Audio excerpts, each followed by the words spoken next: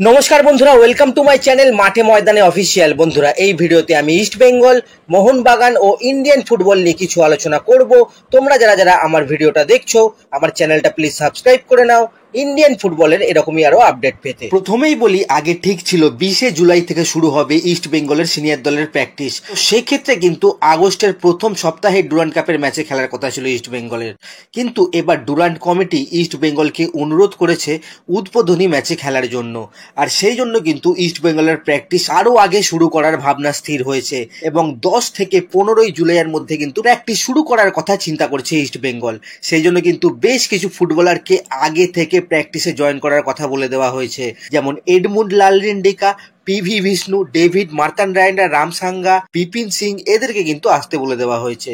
এবং এই সমস্ত সিনিয়র প্লেয়াররা যেমন থাকবে, এদের সাথে সাথে বেশ কিছু রিজার্ভ টিমের প্লেয়ার নিয়েও কিন্তু ডুরান্ডে ইস্ট বেঙ্গল খেলবে। তবে ইস্ট বেঙ্গলের প্র্যাকটিস শুরু করা নির্ভর করবে কিন্তু মাঠের ওপর। এই মুহূর্তে কলকাতা বা তার আশেপাশের সব মাঠে কিন্তু এই মুহূর্তে কাজ চলছে। ইস্ট বেঙ্গল, মোহনবাগান রিজার্ভ টিমও প্র্যাকটিস করার মাঠ পাচ্ছে না। ডুরান্ড কমিটি সল্টলেকের প্র্যাকটিস গ্রাউন্ড নিয়ে নিয়েছে, সেখানে এখন কাজ চলছে।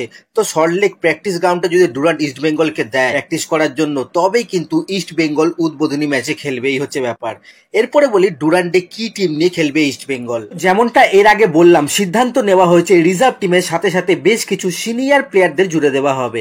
এটা যেমন একটা সিদ্ধান্ত, তবে ক্লাব এটাও চাইছে ডুরান্ডে পুরো শক্তি নিয়ে কিন্তু ইস্ট বেঙ্গল খেলুক এবং সেখানে বেশিরভাগ সিনিয়র দলের ফুটবলাররা খেলুক। এবং একটা সময় পর্যন্ত ভাবনা হয়েছিল বিদেশি ফুটবলার ছাড়া ডুরান্ডে খেলবে ইস্ট বেঙ্গল, কিন্তু অস্কারের সঙ্গে কথা বলে সেই ভাবনার পরিবর্তন করা হয়েছে। ঠিক হয়েছে, ভিসা পাওয়া গেলে সাউল ক্রেসপো আর ডিমিট্রিয়াস ডিয়ামান্টাকোসকে আনা হবে ডুরান্ডের জন্য। হ্যাঁ বন্ধুরা, সাউল ক্রেসপো, কারণ সাউলকে এমনিতেই ছাড়া সম্ভব হচ্ছে না, সাউল ছেড়ে কোথাও যেতে চাইছে না, বা সাউলের জন্য টিম খোঁজাও সম্ভব হচ্ছে না। সেক্ষেত্রে সাউলকে বসিয়ে না রেখে অন্তত ডুরান্ডটা খেলুক সে, তারপরে যদি সেরকম কোনো অপরচুনিটি পাওয়া যায় তখন সাউলকে ছাড়বে ইস্ট বেঙ্গল। এর সাথে সাথে ডিয়ামান্টাকোসকেও তলব করা হয়েছে, ডিমির ভিসা হয়ে গেলে ডিমিও ডুরান্ডে খেলতে পারে, এই হচ্ছে ব্যাপার। যাই হোক, এরপরে যদি আমরা একটু দলবদলের কথা বলি, তো প্রথমেই বলি নেস্টর আলবিয়াজকে নিয়ে। তো নেস্টর তো নর্থ ইস্টে খেলছিল লাস্ট দুটো সিজন ধরে, দুর্ধর্ষ স্ট্রাইকার, সকলে কিন্তু এনাকে চেনে।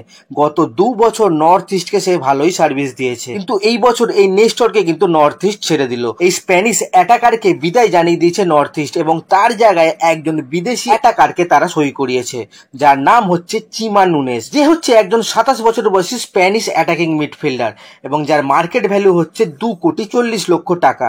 তো এরকম একটা প্লেয়ারকে কিন্তু নর্থ ইস্ট এবার সাইন করিয়ে নিল। এর নাম কিন্তু অফিসিয়ালি ঘোষণা করে দিয়েছে নর্থ ইস্ট। এরপর যদি আমরা একটু ইস্ট বেঙ্গলের দলবদল নিয়ে কথা বলি, তো হামিদ আহাদাদ, কেভিন সিভিলে আর জয় গুপ্তা, এই তিনজনকে নিয়ে কিন্তু অনেকেরই তোমাদের মনে প্রশ্ন আছে, এদের সাইনের কি হলো। তো বন্ধুরা, এদের সাইন কিন্তু এখনো পেন অন পেপার হয়নি, কিন্তু এই তিনজনকে নিশ্চিত করে ফেলেছে ক্লাব। এদের সঙ্গে কিন্তু চুক্তি পাকা হয়ে গেছে। তবে আইএসএল এর ক্যালেন্ডার যতক্ষণ না জানা যাচ্ছে ততক্ষণ পর্যন্ত এদের কারোর সঙ্গে চুক্তিপত্রে সই হচ্ছে না। যখন আইএসএল এর ক্যালেন্ডার রিলিজ হবে তখনই এই সমস্ত প্লেয়ারদের সই হবে। তো এর জন্য 14ই জুলাই পর্যন্ত কিন্তু আমাদের অপেক্ষা করতে হবে। 14ই জুলাই কোর্টের রায় আছে, তারপরেই সবকিছু ঠিক হবে, তার আগে কিন্তু কিছু নয়। আশা করি সবার সব ডাউট ক্লিয়ার হয়ে গেছে। যাই হোক, এরপর যদি আমরা একটু কার্ল ম্যাকিউকে নিয়ে কথা বলি, তো কার্ল ম্যাকিউয়ের এবছরই মে মাস পর্যন্ত চুক্তি ছিল, এখন কিন্তু তার চুক্তি শেষ হয়ে গেছে। বর্তমানে সে ফ্রি প্লেয়ার, সেই জন্য কিন্তু ইস্ট বেঙ্গল, মোহনবাগান সবাই কার্ল ম্যাকিউকে কিন্তু লিঙ্ক আপ করে দিচ্ছে। ইস্ট বেঙ্গলে বর্তমানে একটা সিবি কাম সিডিএম লাগবে, যার জন্য কিন্তু কার্ল উপযুক্ত ক্যান্ডিডেট। কিন্তু যতক্ষণ না সাউলকে ছাড়া সম্ভব হচ্ছে ততক্ষণ কিন্তু কার্লকে নেওয়া সম্ভব নয়, তাহলে তো 4টে মিডফিল্ডার হয়ে যাবে। তো ম্যাকিউয়ের ব্যাপারে জাস্ট কিন্তু একটা ইনকোয়ারি করেছে ইস্ট বেঙ্গল, এর বেশি কিন্তু কিছু নয়। আর মোহনবাগানও কিন্তু ইনকোয়ারি করেছে, এটাও বলে রাখি।